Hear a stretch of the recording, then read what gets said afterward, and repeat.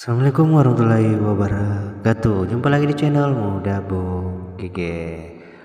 Buat para subscriber atau teman-teman, apa kabar buat semuanya? Semoga baik-baik selalu dan sehat selalu. Kali ini saya akan berbagi informasi buat teman-teman agar teman-teman tidak pulang balik lagi ya mengurus berkas dari kampung ke Morowali. Jadi kali ini saya akan berbagi informasi berkas atau dokumen apa saja yang perlu kita siapkan untuk mendaftar di IMIP baik secara online maupun tidak online ya. Langsung aja kita simak video yang satu ini.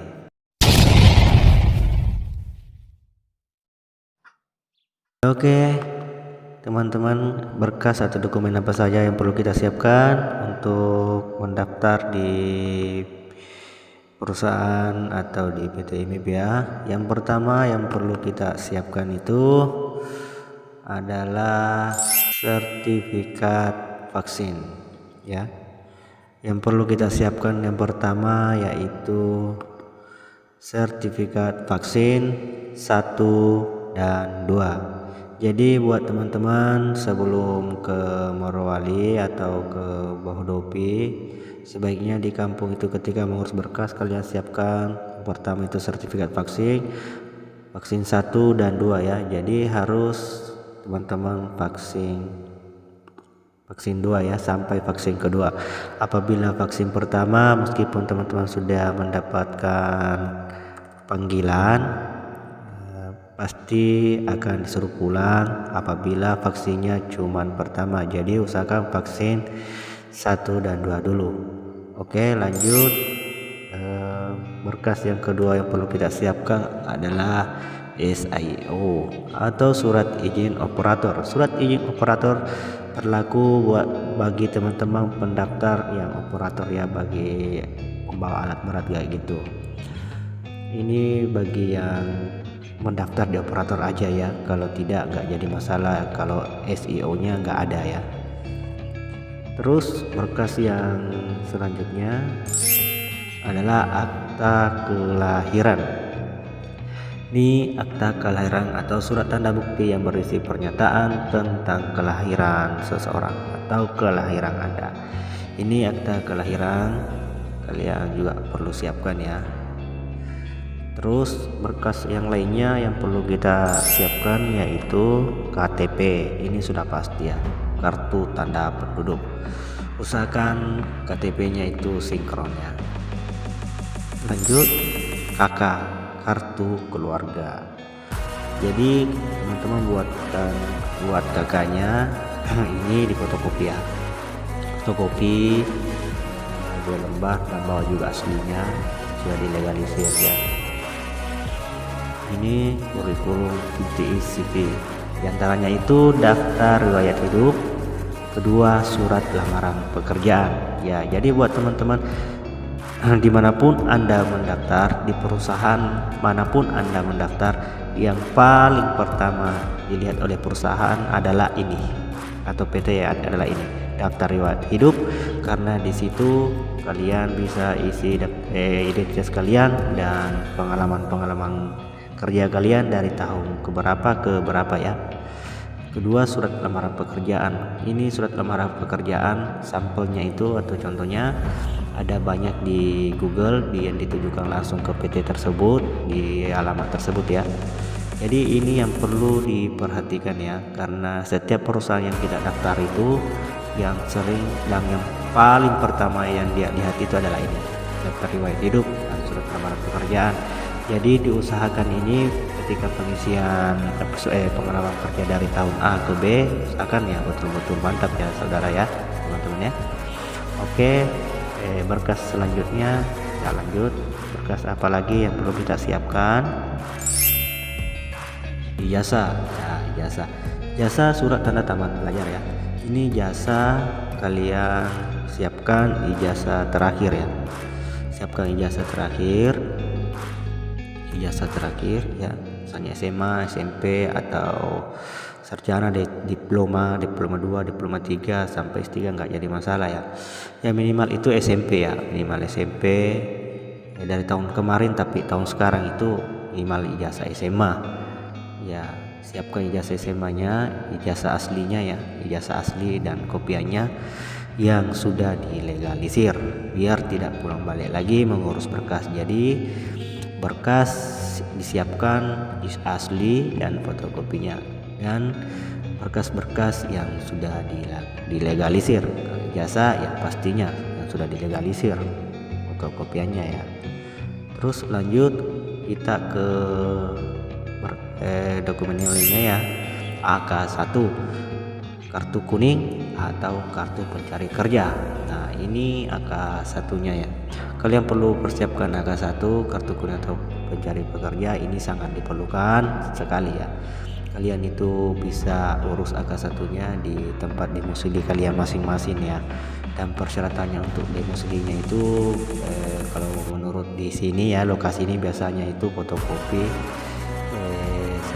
sertifikat vaksin, foto latar merah ya 2 lembar 23 sama ijazah. Tetapi itu syarat pengambilan AK1-nya kan masing-masing di daerah kalian ya. Kalau untuk daerah saya ya itu tadi persyaratannya untuk pengambilan AK1. Lanjut lagi ya, berkas yang perlu disiapkan BPJS atau Badan Penyelenggara Jaminan Sosial. Ini BPJS perlu disiapkan juga, bisa juga diganti dengan kartu KIS bisa. Haruskah ini BPJS-nya ketenagakerjaan? Ya tidak harus. BPJS umum juga nggak jadi masalah.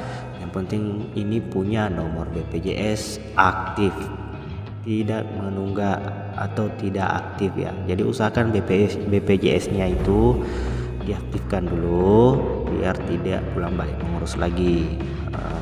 Ini sangat dibutuhkan untuk mengurus BPJS-nya itu biar lebih mudah dan simpel. Itu kalian bisa urus BPJS-nya lewat online. Biar lebih mudah, biar tidak langsung lagi ke kantor BPJS ya. Lanjut ya, kita lanjut lagi.